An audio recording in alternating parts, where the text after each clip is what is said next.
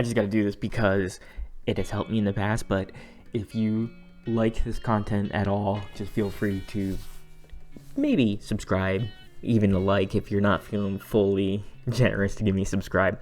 But I just kind of want to talk about something I ran into the other day, and it kind of just bugs me a little bit. It is when you get called a camper, and I'm not a camping player, really. I'm not. I know I'm playing Siege, and Siege is a little bit of a campier game, but you can still roam around and everything. But it's one thing to call me a camper in a not a search and destroy, but a team deathmatch game, a hardpoint game, or even just a capture the flag game. That's even pushing it. But I don't understand that when you call somebody a camper in a search and destroy type of game or attacking, defending type of game like that. I play a lot of search and destroy, like whether it's Black Ops or even when this happened, I was playing on Modern Warfare. My friends wanted to play Modern Warfare, search and destroy for whatever reason, so we were playing.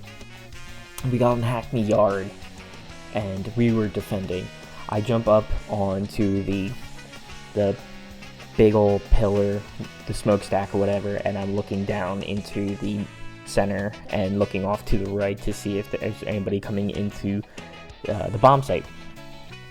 I tag 2 guys up and I kill one, and immediately he puts in the chat in the game, "Wow, who camps while having a Damascus M4?" I'm like, okay. One, I don't understand how Damascus means anything about not camping. If anything, you need to camp super hard with to get Damascus. Does anybody else forget that you need to do the mounted challenges? So really, you're camping hard to get Damascus. And 2, I'm defending on search and destroy. That makes 0 sense. I kind of need to watch sightlines. I mean, anybody's got to watch sightlines. You watch Pro Counter-Strike, you watch Pro Valorant, you watch Pro Rainbow Six, and even Pro Call of Duty. The defenders need to watch sightlines and hold those sightlines, because that's kind of how it works out.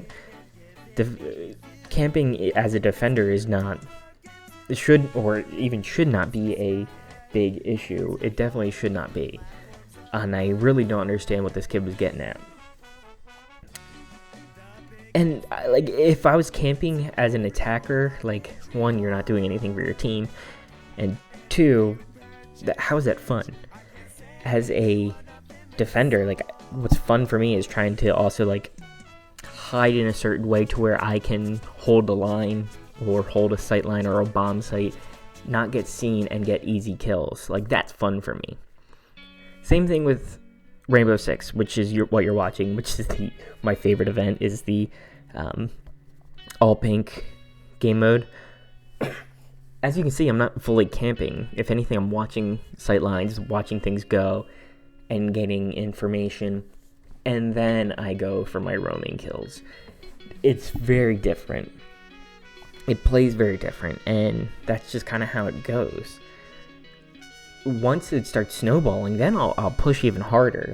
If it's a 4-on-2 or a 5-on-2, etc., and on defense, I'm gonna go push. I'm not gonna go push when it's a 5-on-5. That's just moronic. That's an easy way to lose. It blows my mind that people are this dumb. Camping, do you call people out for camping a building in Warzone? No, but they should. Because you're a loser. I'm sorry. But it's understandable, at least in Battle Royales, because you gotta get the high ground.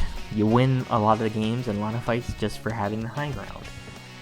I don't understand how watching a sightline as a defender is not an issue. I took offense to this. I'm not. I think I have over 67,000 kills in Modern Warfare. So I just don't understand how I'm getting called out for this. I'm not a camper. People need to understand camping's not always a bad thing. And you need to understand what is good camping versus what's bad camping. If I'm camping a flag position in a capture the flag mode because all of my team is dead, I'm actually being the anchor. I'm making sure my team cannot get killed or we do not give up an easy cap.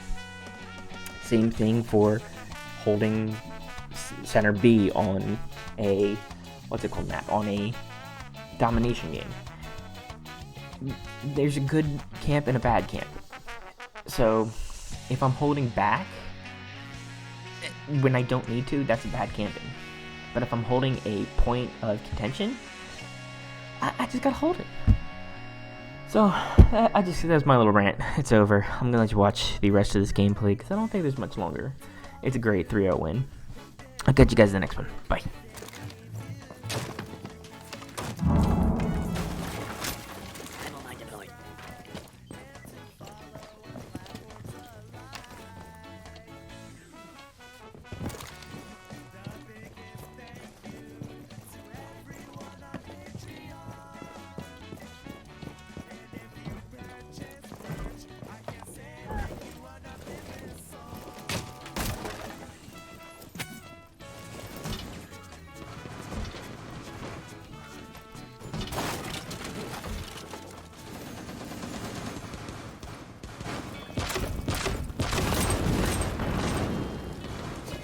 The bullets have knocked some of Mr. Bear's stuffing loose.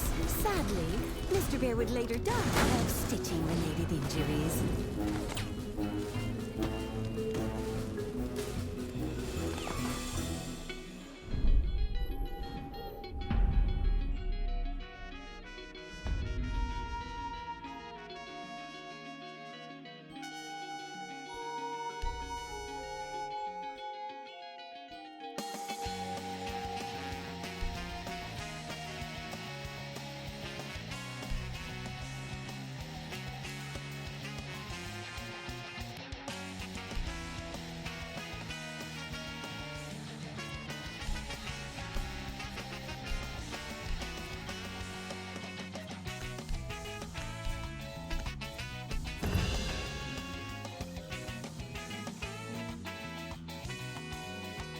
They had to batten down the hatches to keep Mr. Bear safe.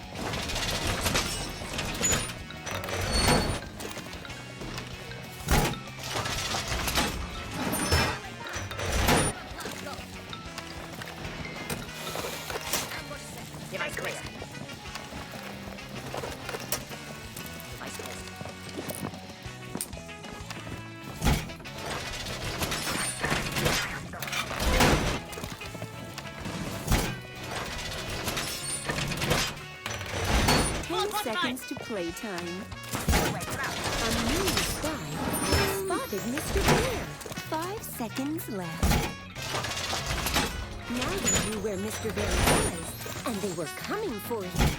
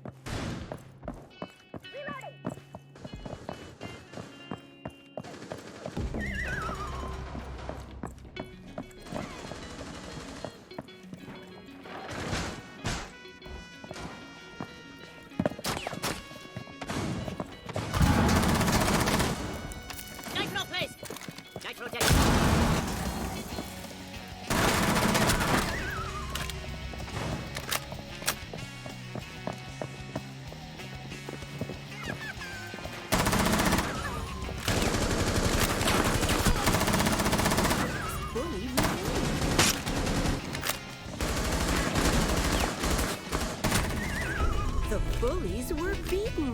The day